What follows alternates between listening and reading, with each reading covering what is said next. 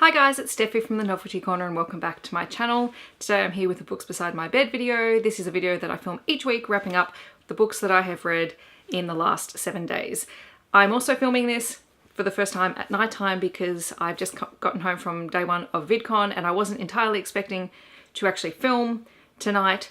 So this could be interesting. I'm also working to a timer because I'm really hungry and my dinner is in the oven and I've got 20 minutes. VidCon's been really great. The events themselves and the expo hall are pretty ordinary, bit like they were last year, but the ability to connect with and network with fellow content creators is really fantastic. And thank you very much to Jane from Yes Miss Jane, who's let me hang out with her all day and possibly most of tomorrow. We've got the booktuber meetup tomorrow as well, which is going to be super exciting. So when this video goes up on Monday, VidCon will be done, but I'm not going to film tomorrow night because honestly, I'm going to be exhausted. I can already tell. But I am hoping to do probably next weekend is film a bit of a shout out video to all the people that I did get a chance to meet. I haven't been vlogging. I'm a terrible vlogger. I really am not comfortable doing it in public, so that is not a thing. What I really want to do is shout out a whole bunch of people who I have had the chance to meet through networking opportunities, and obviously I want to do that once I've been to both days. So stay tuned for that. That will probably be coming in the next week or so. So this is my reading week from the 26th of August until the 1st of September. I read 7 books this week, a total of 1,730 pages, and my yearly reading total is up to 168 books. I'm currently reading book 169, and that's Visions of Heat by Nalini Singh, which is book 2 in the Psy Changeling series because I need light, fluffy, paranormal romance fun, especially while I'm traveling around. The first book that I read this week was Fairy Tales for Feisty Girls by Susanna McFarlane. This was sent to me for review by Ellen and Unwin, and I am so glad that I read it. It is a new release, so 2018, and I gave it 5 out of 5 stars. It is a collection of 4 fairy tales, traditional fairy tales, retold with a feisty female spin, and I absolutely adored it and I can't wait to take this in and read it to my class. The stories include Rapunzel, Thumbelina, Cinderella and Little Red Riding Hood. These are girls who are kick-ass and stand up for themselves and get the job done, and it's just fantastic. They don't take crap from anyone. They're the fairy tales that you know and love with just enough of a spin to highlight that none of these girls need anyone else to save them, and that is what I absolutely loved about it. It has gorgeous cover artwork. There are illustrations inside it. I loved this. I really want to reread it. Then I read Catching Teller Crow by Anne Boleyn Quamelina and Ezekiel Quamelina, and I have been anticipating this book for so long. It was fantastic. This was sent to me for review by Ellen and Unwin. It is a 2018 release and I gave it 5 out of 5 stars. It is loveozya with Indigenous undertones and it was amazing. It is a bit of a mystery slash paranormal type story, and it was just a whole lot of fun. Beth Teller, the main character and narrator of the story, died, and she's currently following her father, who is a detective, around as he tries to solve a very strange murder case in a small town, and he can see her and she can talk to him, and they have this ongoing relationship as he is trying to deal with her death and she's trying to deal with her death as well in a completely different way. This is just, I can't even describe it. It is a really unique sort of story because you have the narrative told from Beth's perspective, and you also have a second narrator catching, and when we switch to her perspective, the story is told in verse and it is just incredible. It is really gripping, it is mysterious and engaging, and I absolutely adored it. If you haven't read it, pick it up. It is less than 200 pages long. It is so easy to read, and I loved it. It was very atmospheric, and it's really hard to describe. I want everyone to read it. I really do. The third book I read this week was All the Little Bones, which is book 1 in the Circus Hearts series by Ellie Marnie. This is a 2018 release. In fact, it's only just been released over the weekend on the 1st of September, and I gave it 5 out of 5 stars because I love Ellie's writing style. It was published by Bearded Lady Press, so you can currently purchase it as an ebook, and it will be released as a physical book later in the year. It is a dark YA romance. Also, loveozya Ellie Marnie is an Australian author, and it follows the story of 17-year-old Saoirse, who works in a circus. She is a trapeze artist, and she is currently driving south away from her small family troupe that she's worked with for her whole life because something happened there that's really scarred her, and she's on the run from the police. And she's accompanied by a fellow troupe member, Colm, and they're heading south to another carnival where they're going to hide out, essentially. Once they get there, they have to sort of ingratiate themselves to the current performers, and Saoirse finds herself butting heads up against the daughter of the carnival's owner, who is also a trapeze artist and one of the star attractions. And the whole story really revolves around how they fit in, how do they keep their secret, and what happens when that secret finally comes out. I'm really excited because the second book is actually going to follow another character that we meet in the second book, and I think that's going to be really, really interesting to explore that character's motivations, because they played quite a pivotal role in something that happened right at the end of the book. Oh my gosh, it's really great. I love anything to do with circuses, so young adult circus books, bring it on.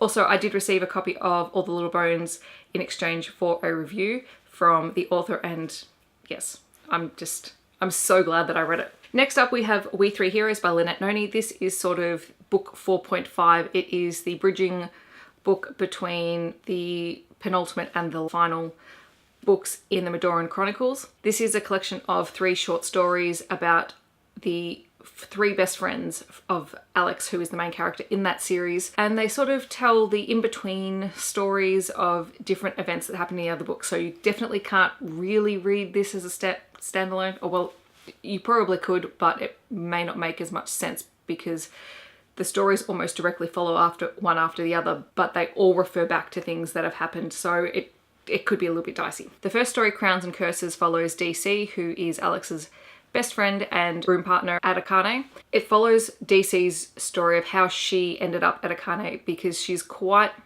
a different character at the very start of the series to where she is currently, and we get to see that evolution and how and why her character changed. And I'm trying to be very vague because if you haven't read the books, I don't really want to spoil who she is, because you sort of want to figure that out for yourself. But anyone who knows the character will know, you know, why this is important. The second story, Scars and Silence, is really the story of Jordan, who also had quite a significant event happen to him in one of the books, and then he had a sort of recovery arc from those events. Scars and Silence was okay. It probably wasn't my favourite one of the 3 stories. I just wish there was a little bit more, but it was still quite good. And Hearts and Headstones follows Bear's story, and he's the final member of the little friendship group that Alex has, and he's probably their most likeable character. But the one thing I have to say is that there's a whole bunch of interactions with another character in the book, and to me it just smells of this is potential for future romance, and yet nothing happened in this short story, and I'm so sad about that because it would be amazing. Again, I can't even say what it is because spoilers, but I really, really, really wanted it, and it just didn't happen. Overall, I gave it 4 out of 5 stars for the collection of the stories. The one thing I will say about them is that they're not super plot driven in terms of their own individual stories, because they're driven by the overarching plot of the series.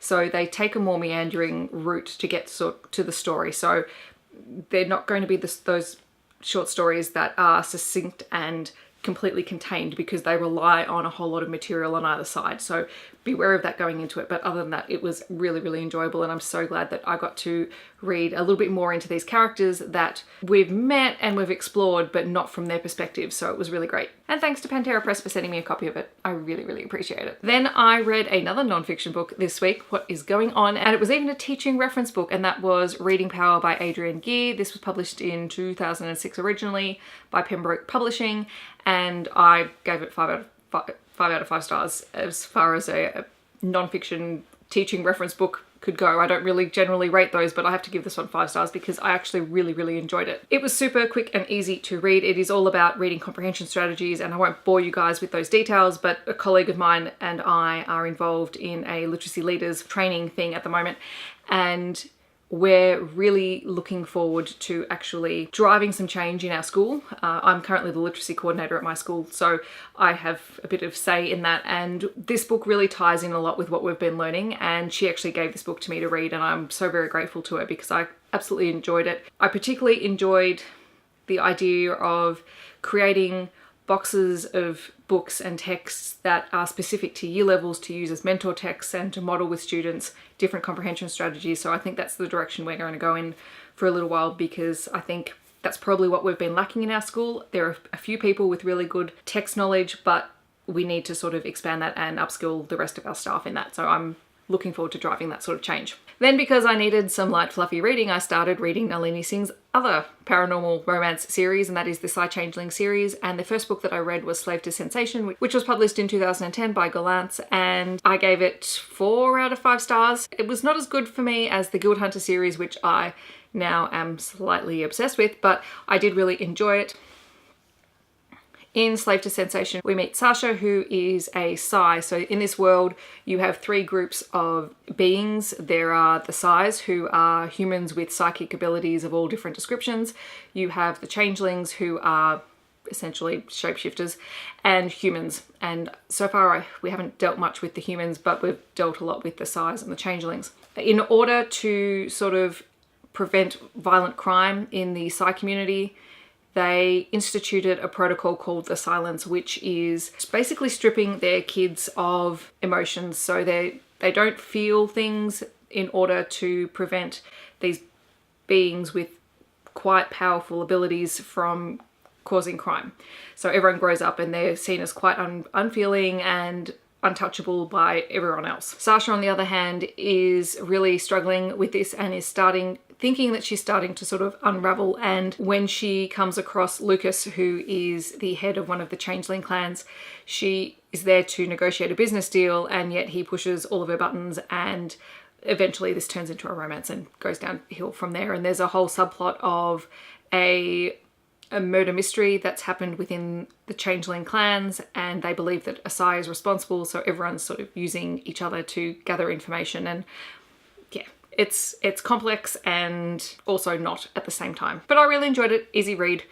I've continued on with the series, obviously, and I need these books to fill in the times when I'm just brain dead, and I actually just need something that's easy to read, and I'm not at all apologetic for that, because if I enjoy it, I'm going to read it. The last book that I read this week was The Surface Breaks by Louise O'Neill.